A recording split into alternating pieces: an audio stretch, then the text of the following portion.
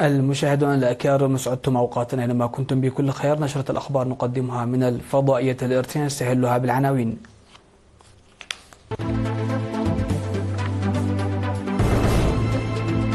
دعوة للإسراع في الحصاد بالإقليم الجنوبي.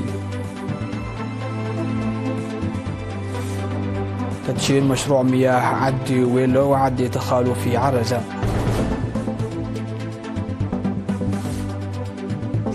جهود لتطوير أنشطة المرأة المزارعة في دركم.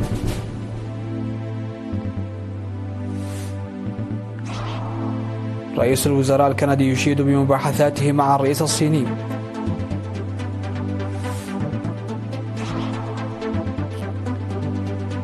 الجيش الصيني يتأهب بعد رصد دورية مشتركة ببحر جنوب الصين. وانهيار أرضي يودي بحياة 13 شخصا على الأقل قرب كينيا. أهلا بكم. دعا المدير العام لقسم الزراعة والأراضي في الإقليم الجنوبي السيد يماني أباي الإدارات عامة والمزارعين خاصة إلى الإسراع في حصاد المزارع التي وثلت ثمارها لضمان حصاد وفير. وقال أن المزارع أنتجت بشكل جيد في جميع إدارات الضواحي، ودعا المزارعين إلى الإسراع في حصاد كل ما هو جاف وتنظيم حملات نفير لمن يحتاجون إلى دعم في الحصاد. وذكر عدم وجود أمطار الربيع هذه السنة، لكن أمطار الخريف كانت غزيرة وهطلت في الفترة من يونيو حتى سبتمبر في جميع المديريات. وأشار إلى أن معدل الأمطار على مستوى الإقليم كان أعلى كمية في مديرية مندفرة ب 1035 ملم، وأقل كمية في مديرية سجنيتي ب 567 ملم.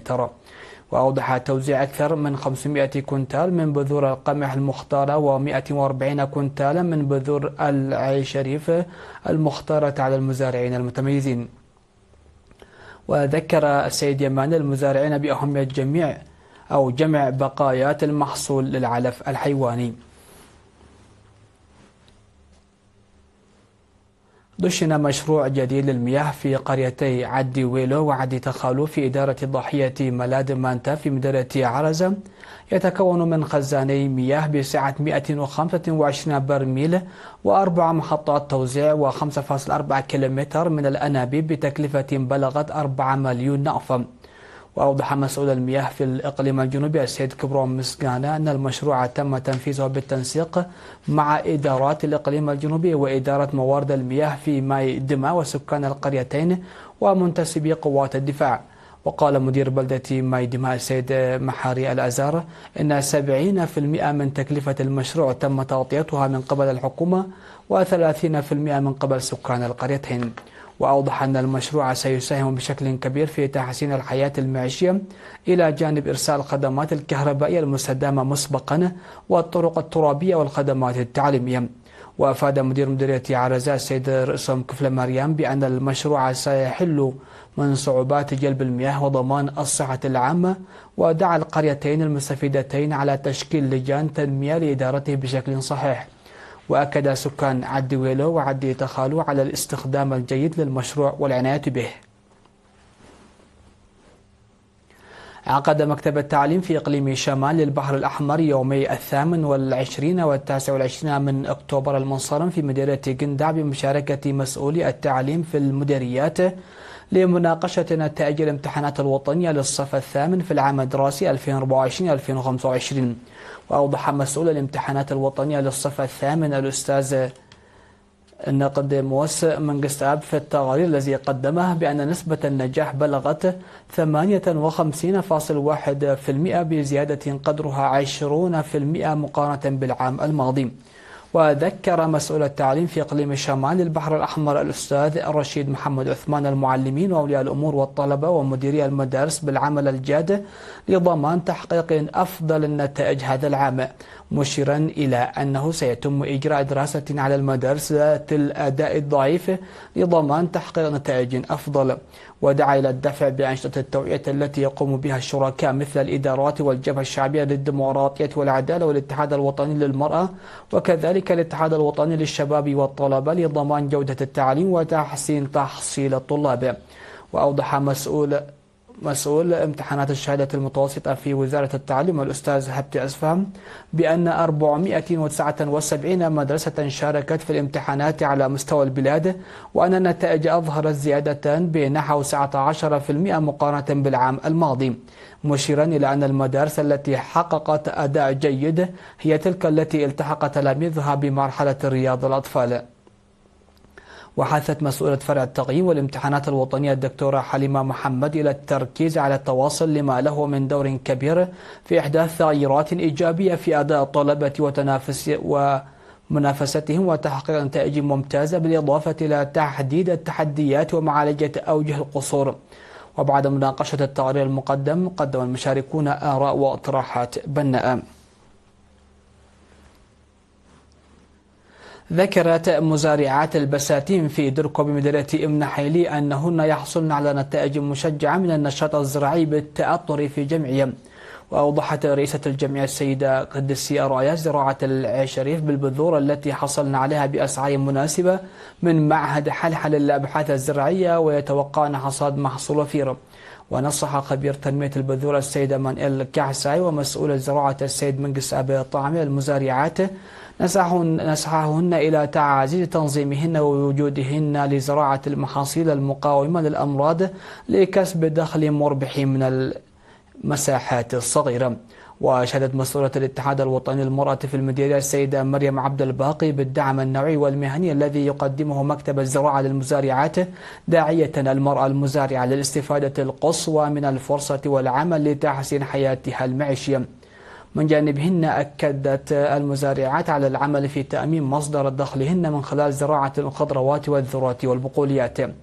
تأسست جمعية دركو للمرأة الزراعية المزارعة العاملة في الزراعة المروية عام 2007 وتضم 97 عضوا.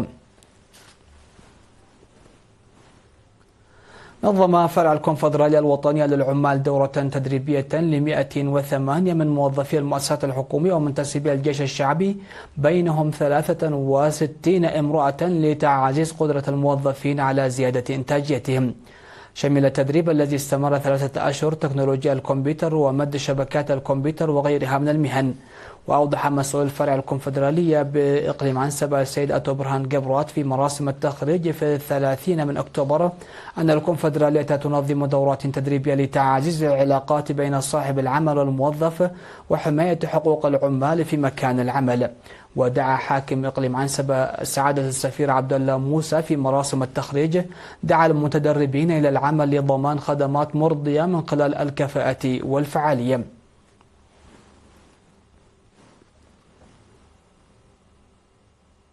تلقت 30 امرأة دورة تدريبية في الخياطة لمدة 5 أشهر في مديرية علابرعد.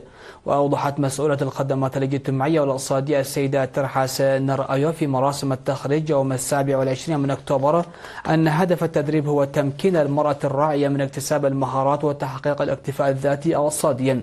وذكرت مسؤولة الاتحاد الوطني للمرأة في إقليم عنسبة السيدة آمنة حسن أن الاتحاد يبذل جهودا لانتشال المرأة من الاتكالية، وحثت المتدربات على اتخاذ مبادرات لتحسين سبل عيشهن من خلال تطوير مهاراتهن. ودعا مدير بلدة علابرعد الشيخ عبدو عمار المتدربات إلى الاستفادة من الفرصة لتحسين سبل معيشتهن.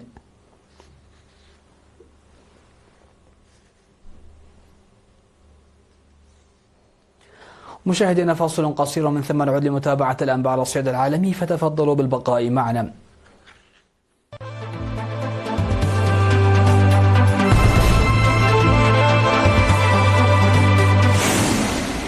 أهلا بكم على الصعيد العالمي. أشاد رئيس الوزراء الكندي مارك كارني بالمحادثات التي أجراها مع الرئيس الصيني شي جين بينغ، واصفا إياها بنقطة تحول في العلاقات بين البلدين، ومؤكدا أنه طرح خلالها قضايا حساسة من بينها التدخل الخارجي. وأوضحت المصادر أن العلاقات بين كندا والصين تعد من بين الأسوأ التي تربط بكين بأي دولة غربية، بينما يتعرض البلدان لرسوم جمركية فرضها الرئيس الأمريكي دونالد ترامب رغم اتفاقية مع شي على تخفيف حدة التوتر خلال اجتماع. وأشار كارني للصحفيين في مدينة غيونغجو أنه قبل دعوة من شي لزيارة الصين في العام الجديد، موجها وزرائه ومسؤوليه للعمل على إيجاد حلول للتحديات القائمة وتحديد مجالات التعاون والنمو. وفي سياق منفصل أكد ترامب أنه سيزيد الرسوم على المنتجات الكندية بنسبة إضافية قدرها 10%، كما أوقف جميع المحادثات التجارية مع أوتاوا بعد حملة إعلانية وصفها بالزائفة تظهر الرئيس الأمريكي الأسبق رونالد ريغان.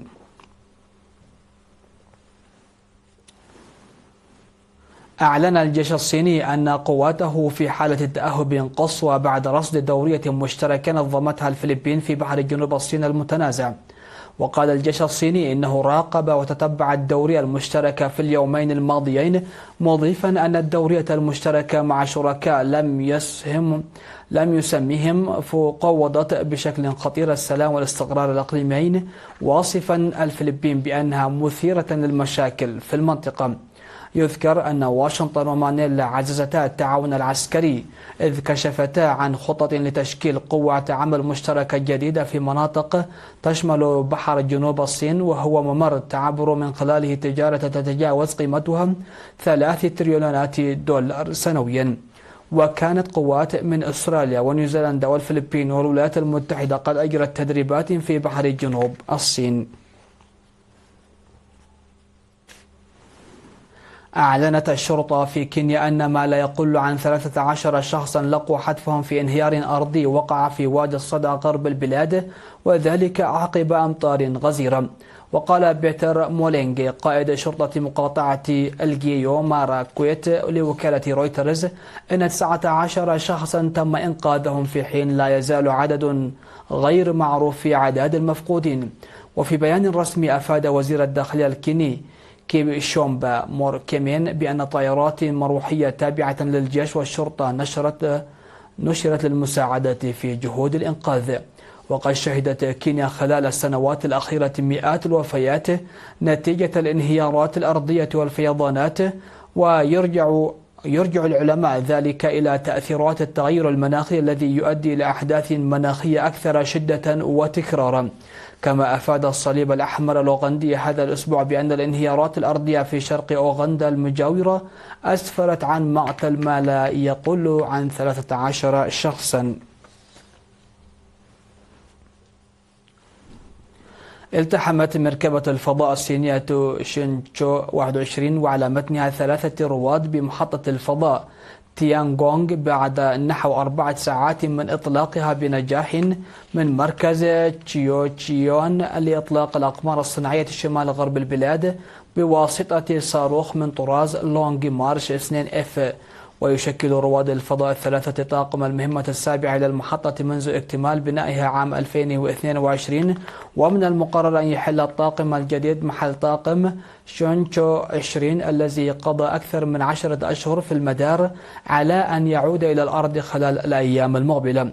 وخلال فترة إقامتهم التي تمتد لنحو 6 أشهر سيقوم الرواد الثلاثة بإجراء تجارب علمية وصيانة للمحطة وتنفيذ أنشطة خارجية تشمل تثبيت دروع مضادة للحطام الفضائي، كما ستجرى تجارب في مجالات مثل علوم الأحياء والطب وبحوث الموارد.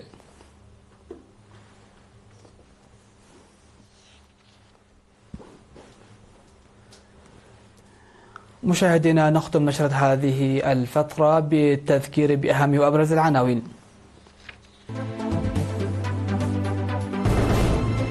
دعوة للإسراع في الحصاد بالإقليم الجنوبي.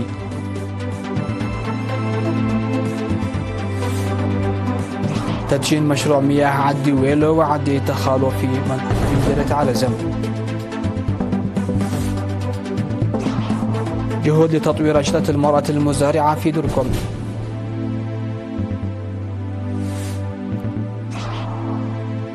رئيس الوزراء الكندي يشيد بمباحثاته مع الرئيس الصيني.